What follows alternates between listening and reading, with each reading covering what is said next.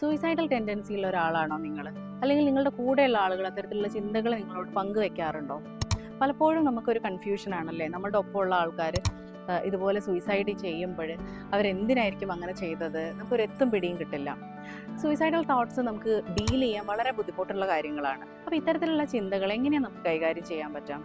ഒന്നാമതായിട്ട്, അത്തരത്തിലുള്ള ചിന്തകളുള്ള ഒരാളാണ് നിങ്ങളെങ്കിൽ കഴിയുന്നതും അപകടകരമായിട്ടുള്ള ചില കാര്യങ്ങളിൽ നിന്നും നിങ്ങളൊന്ന് വിട്ടു നിൽക്കുക.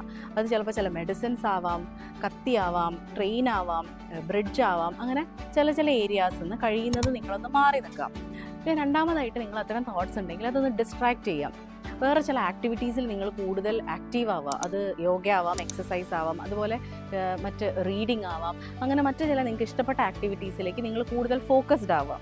മൂന്നാമതായിട്ട് നിങ്ങൾ ചെയ്യേണ്ടത്, നിങ്ങളുടെ ഇത്തരത്തിലുള്ള തോട്ട്സ് നിങ്ങൾ വേണ്ടപ്പെട്ട ഒരാളോട് നിങ്ങൾ ഷെയർ ചെയ്യുക എന്നുള്ളതാണ്.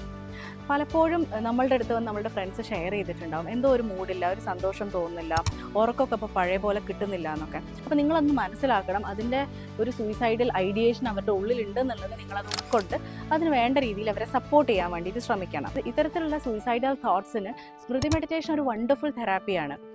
ഈ ഒരു തെറാപ്പിയിലൂടെ ആക്ച്വലി നിങ്ങളൊരു വെർച്വൽ സൂയിസൈഡ് ചെയ്യുന്നത്. അങ്ങനെ ഒരു വെർച്വൽ സൂയിസൈഡിലൂടെ ആക്ച്വലി നിങ്ങൾക്ക് സൂയിസൈഡൽ ഐഡിയേഷൻ നിന്ന് പുറത്തു വരാനും വളരെ എളുപ്പം സാധിക്കും.